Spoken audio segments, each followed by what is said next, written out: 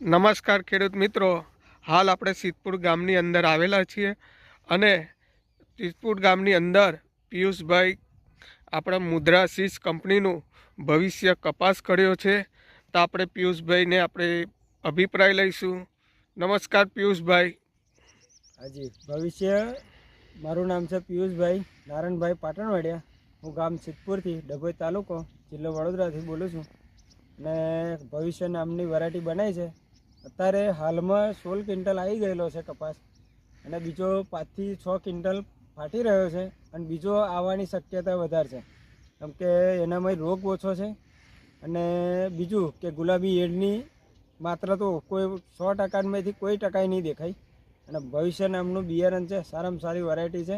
આજુબાજુના ખેડૂતો મને આવીને પૂછે છે કે કયા નામની વેરાયટી બનાવી હતી, તો હું બધાને અભિપ્રાય આપું છું કે ભવિષ્ય નામની કંપનીનું બિયારણ હું એ બનાવ્યું હતું અને ખૂબ સારું બિયારણ છે.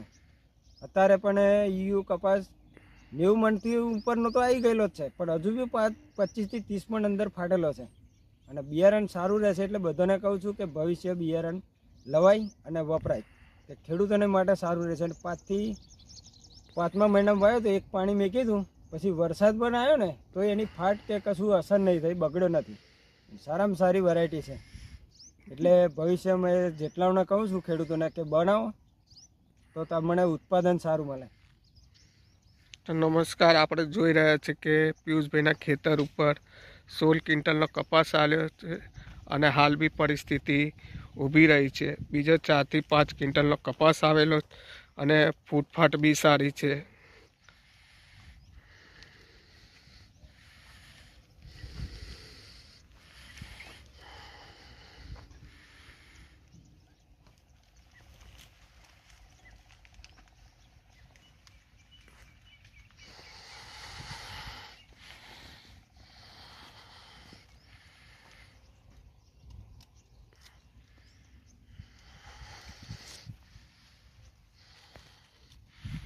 ધન્યવાદ.